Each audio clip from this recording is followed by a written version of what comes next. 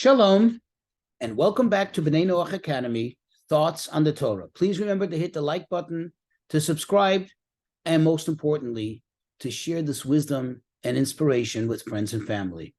If you look into the book of Exodus, chapter 12, verse 8 and 9, the Torah gives the Jewish people exact instruction how to prepare and then how to consume the Passover offering, which was a lamb, a young lamb.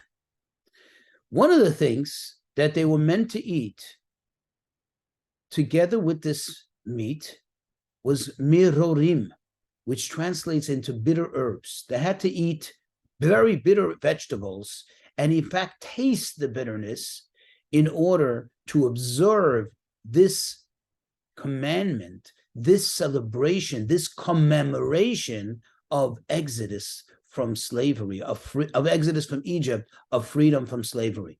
And the question, of course, begs, there's one thing if somebody tasted bitterness, but it's enough. Leave it in the past. Taste sweetness now. Taste something good. Celebrate freedom.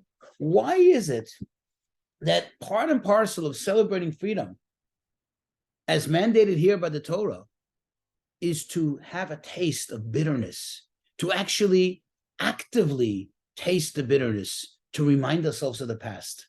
In fact, even though nowadays Jews cannot bring this Passover offering because we do not have the Holy Temple in Jerusalem, but this precept, this observance of eating the bitter herbs on the night of the celebration of the Exodus of Egypt is still practiced till today.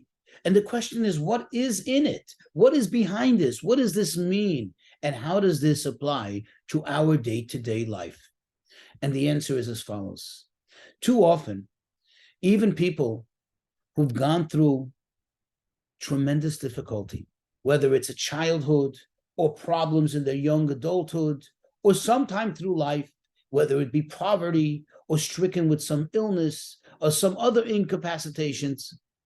But what happens is, once they get out of it, especially once they become prosperous, once they become successful, too many people, too often, forget their humble beginnings.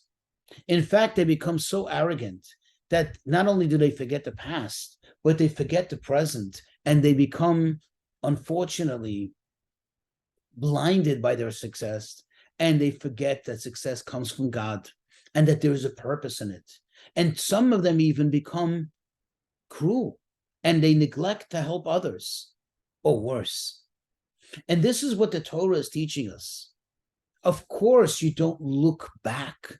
You don't try to go back to where you were before, in the sense to go and suffer. There is no virtue in suffering. There is nothing to be gained from going back and suffering. It's okay. You're allowed to enjoy yourself. You're allowed to celebrate. Not only allowed to, but the Torah encourages us to celebrate this and to give thanks for the wonderful things you have, the wonderful place that you're at now.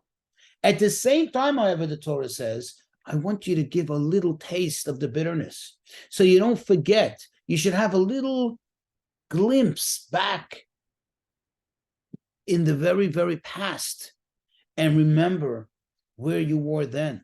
Where you were then, you couldn't control your fate until God took you out of it. Where you are now is not in your control either.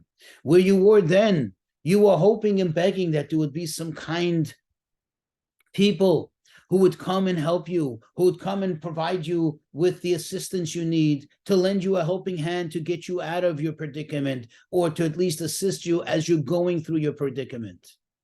Be that person now. Don't become too arrogant.